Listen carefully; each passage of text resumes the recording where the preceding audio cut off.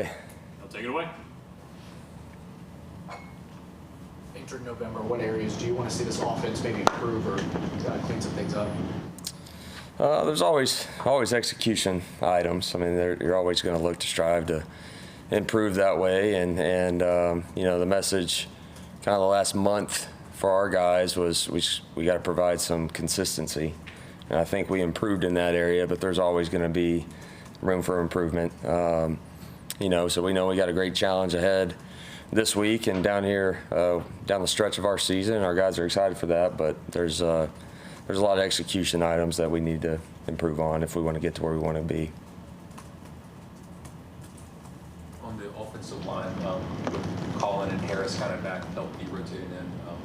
What have you kind of liked about that? Because I feel like Harris has maybe gotten in a little bit more the last few weeks, kind of early quarters, stuff like that. Yeah, Harris has done a great job for us of, being an important piece of that front and a person that's versatile, could play center, could play inside at guard, obviously. But I've been very pleased with him and what he's given us as far as depth and taking a load off of Walker Parks at times.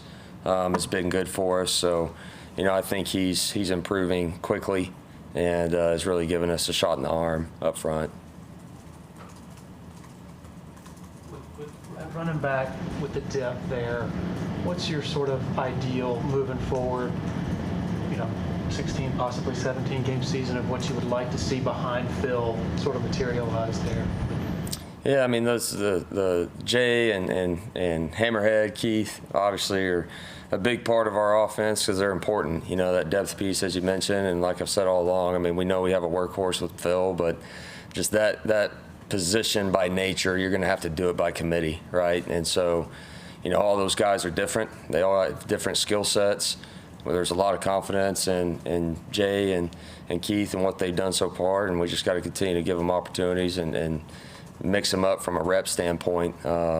But they're certainly critical to our success down the road. There's no question about it. What's the pace of progression been like for you guys throughout this season? Like, do you feel like every week it's you're able to add a little bit more for everybody, or what's that been like as you guys have navigated this season? I mean, in terms of what we install or what we're putting on their plate, I don't know if I'd say it's a whole lot more each week. I mean, like anything, when you're doing some things well, or you feel like you are, that kind of opens the doors probably for a little bit more here and there. But I think the biggest thing is just continue to get really, really good at what we do, and that's gonna create confidence. And in those moments, those key moments in games where it's a tight game or whatever, that's what you're always gonna rely on. And so, if our players are confident in that part of it, then we're gonna tend to feel pretty good about that as coaches. So as far as putting a lot more on their plate, I wouldn't say it's a ton more. It's just trying to get better and better at what we do. How have Wesco and Moore kind of advanced from week 1 to now, what you say is true freshman? Yeah, I mean, a lot. I mean, especially as we talked about with TJ, just trying to expedite his process as he got here later than Wesco. But, from a mental standpoint, they've really, really improved. There's buy-in from those guys. We all know that. There's no question about that. And they've proven that they're able to handle, the ups and downs that come along with this game, the coaching, the getting challenged, all these things that kind of go on that you don't always see as fans or whatever. Like, those guys are approaching it the right way. And the good thing is they got a room that you have Antonio and Adam and Cole and guys that have been around a little bit now that they can kind of look to that way. So I think they're getting good leadership just from the other guys in that room, and along with Coach Grisham and what he's done to develop that room. You were getting the question last season, or hearing the criticism, this offense doesn't look like the offense I saw at TCU, like schematically. I mean, I remember hearing some of it, yeah. What was your response then, and how did it kind of make you chuckle now? I mean, I just know every team's different. It's always going to be driven on personnel and what you got, and trying to position your team to be successful and have a chance to win a football game. And so we were a lot different at most of the time last year from a personnel standpoint. We had to do what we had to do to have a chance to win. That'll always stay the same. This team will probably be a lot different next year. You know, I mean, just that's always going to be the same with football, and I think it always starts there with what you have. Winning and scoring obviously drive that meter of success, but are there things that you look at when you're leaving a game, when you're watching the film, that you're looking for or looking at that are maybe better metrics for what you're big picture trying to do? Say it again. See if I can kind of follow you a little bit better. Sorry. What are some of those things outside of obviously winning and scoring Yep. that you're looking at when you're going back and looking through to determine, are you guys making the progress you want? Is this setting you guys up for the long-term success you're looking for? That's a good question. I mean, there's always a lot of things. I think, you know, how efficient are you? I mean, there's, you know, listen, we all love big plays, and those are huge with this game and determining wins and losses. Like, that's always one of the bigger ones that you're going to look at.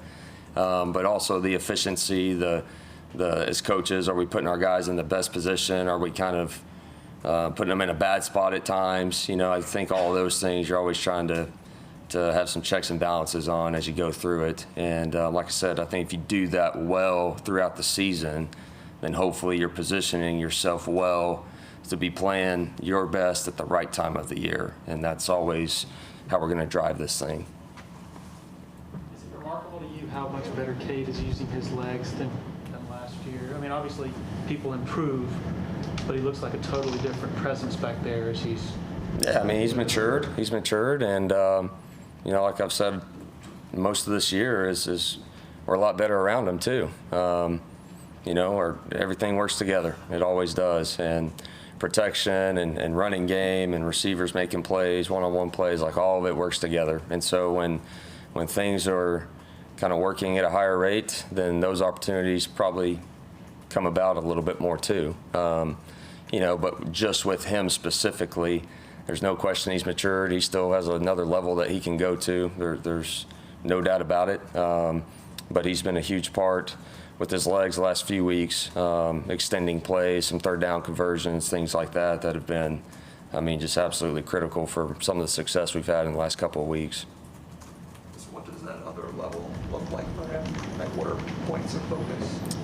I mean, still just doing things even more consistently. I mean, and as a quarterback, you're never going to probably master that, right? I mean, that's one of those things you're always going to chase, and chasing excellence from a position standpoint. But, you know, just things from a routine read standpoint, you know, still with his feet at times.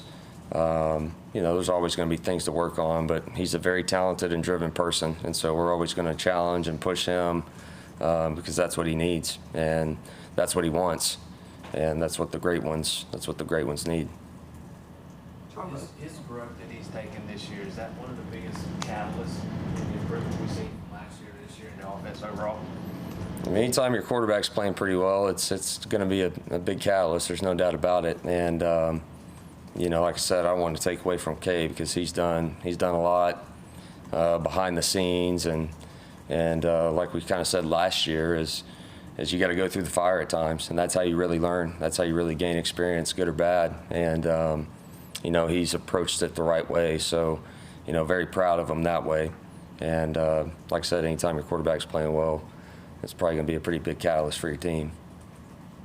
I think you talked about it coming into the year, just his footwork being a lot calmer. How important is that for a quarterback, just having that consistent base? Like, how does it actually manifest itself when they have that base to be able to make throws? Yeah, it's crucial. I mean, it all starts there. I mean, anytime if I'm teaching a 5-year-old kid how to throw a football right now, I mean, it's going to start there, right? So that's just always the fundamental piece of it. And it's different. It's harder when there's live bullets going on, right? And you got a real rush, and maybe things aren't going well up front or whatever it may be. You got to still rely on that in the heat of the moment. And so that's what he's learning to do at a higher rate, you know, this season so far.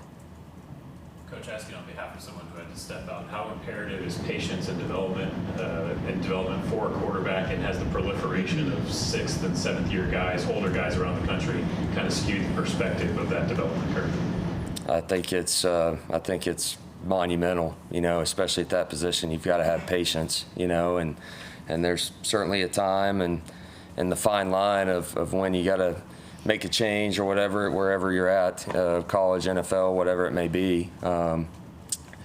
But in my experience, with just where I've been and the quarterbacks that I've been around, I think the more patient you are, I think you're going to pay the dividends for that later on, kind of reap the benefits of it in the long run. So I think that's a critical piece that it's hard for coaches to do at times when maybe things aren't going well. But I think it says a lot about us, a lot about Coach Sweeney and the way he operates, that we're certainly at a place that believes in that, truly believes in it, at the quarterback position, but at any position.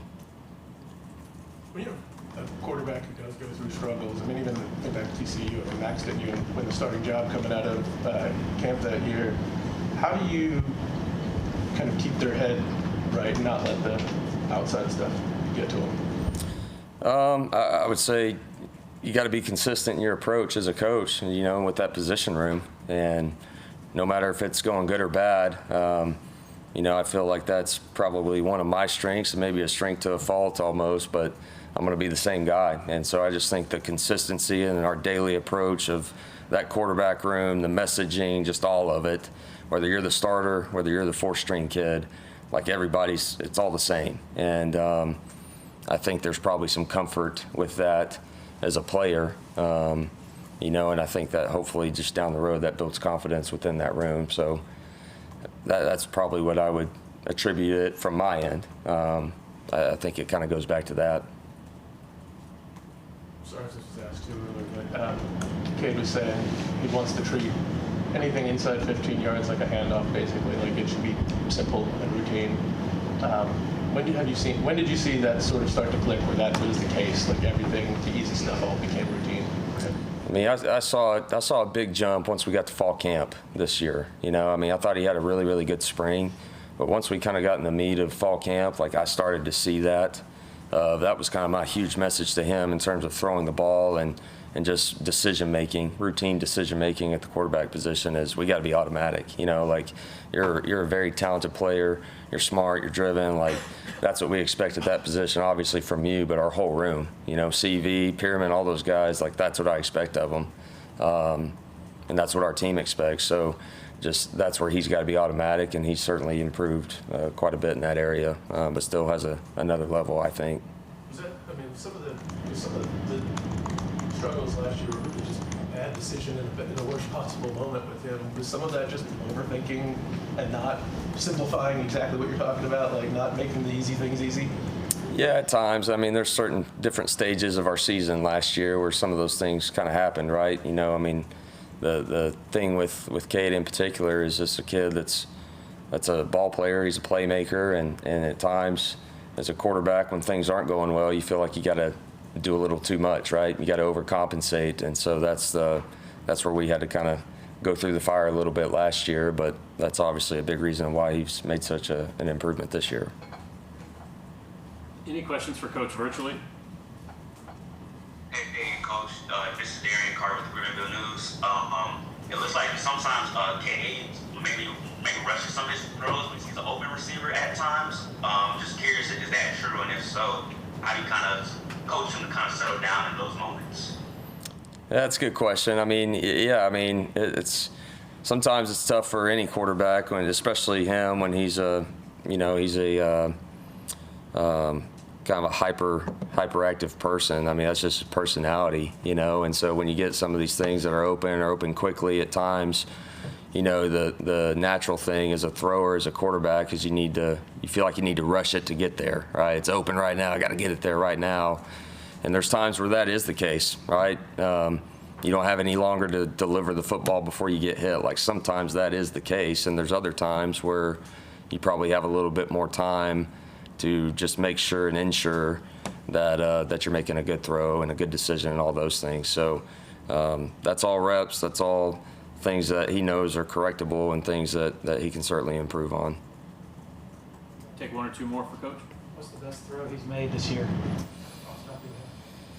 Man, he's made several. The one, the first big play of the Georgia game to Antonio was elite. That was elite. We've had, I can remember a third down that we had against Stanford. He threw to T.J. Moore on a cross. That was a big boy throw and a big boy catch. He had one last week to TJ on a third down on an end cut, kind of on the minus territory for us against Virginia. That was a big boy throw on a day where he didn't throw it great, and we all know that was a big boy throw and catch. So I can think of a bunch of them, but those are three that are pretty fresh in my mind. Garrett, your name has come up for the ECU job opening. Any reaction to that? No, I mean, I'm always, I was in a rabbit hole. That's why I was a couple minutes late here, doing some red zone and goal line. But no, I mean, I know chatter will happen at times, but man, I'm where my feet are. Take one more for Coach if anybody had it.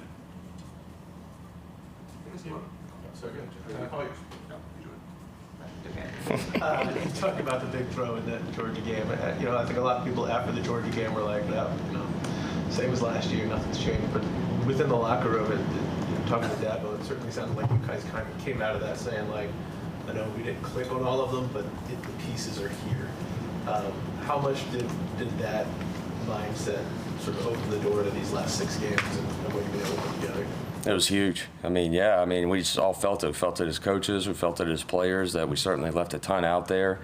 But from a matchup standpoint and just all those kind of things that you can kind of see and feel in games, certainly as a coach, you come away with it in a weird sort of way with some confidence. And I know that doesn't make sense, but that's kind of what we felt. And that's what we felt in that locker room. And I think Coach Sweeney did a great job of articulating that to our players and letting that really sink in. I think that was a big moment, a big key for us, kind of post game with that team. And I thought, like I said, I thought Coach did a really good job of bringing that to life with our players. And then it certainly carried over, into game 2 and game 3, and all of a sudden you start to build true confidence and kind of gain some momentum, as we've seen. So that was, looking back to just that first part of the season, that was a big moment. All right. Thank you, Coach. All right. Thanks, guys. Being here in just